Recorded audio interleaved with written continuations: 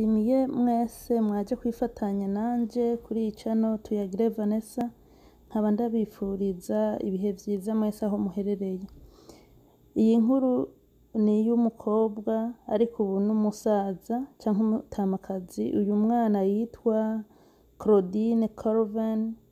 Iyi foto mubona iki gihe yari afise imyaka 15 muri ca gihe abirabure bariko baca mu magorwa menshi. Uyu mwana nawe nk'uko kuri Rosa Parks vyagenze, Rosa Parks mw'ibasi akanka guhagurukira ngo umuzungukazi yicare, nawe vyagenze uko.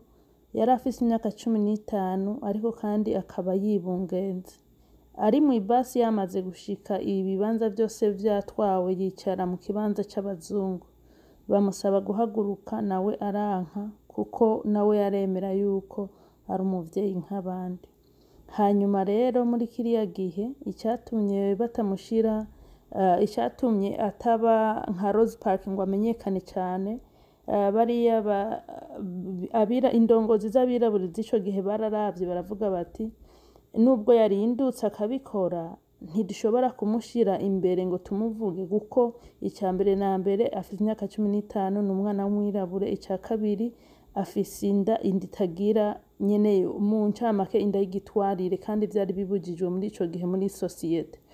Babona yuko abazungu baca baba ari bihava biba intandaro noneho yo kubataka gose, bahitamwo kubandanya bashira imbere Rosa Parks kuko Rosa Parks yari afise imyaka 42 kandi yaranasanzwe ari umu activiste. Rosa Parks yari umu activiste kuva kera muri communauté yarazwi yuko ari umwirabure canke umugore w'umwirabure yanka akarengane, agwanira uburenganzira bwiwe. Uno munsi hari ibihugu vyinshi, Uburundi, u Rwanda, Congo, Cameroon, Uganda, Tanzania, mu bihugu vyinshi aho usanga batemera ko umuntu agira ubwisanzure bwiwe ngo aronke ivyo yipfuza mu ncamake, uburenganzira bwiwe bwuzuye.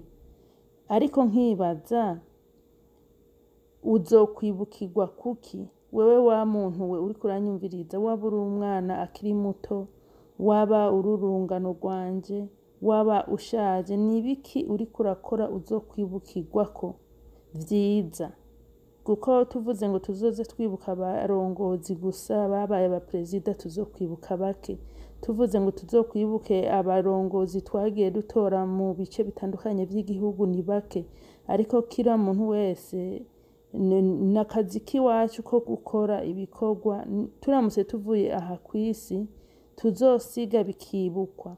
Nk'ubu murabona uyu Claudette ubu ejo yujuje imyaka 82. Ibikorwa yakoze afise imyaka 15, aharanira uburenganzira bwiwe, kwishira kizana.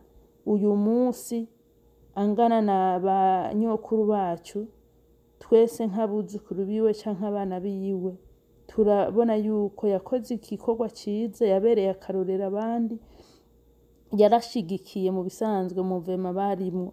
Rero gushigikira mouvement yo kuzana demokrasi mu gihugu ntibisaba ngo ufate inkoho canke ngo ugumuke uze gusanzaza ibintu. Harimwo no kwanka amategeko amwamwe baba bariko baraguhatira atagira akamaro. Ndabasezeye rero ndabifuriza amahoro y'Imana, mugira ibihe vyiza. Bye.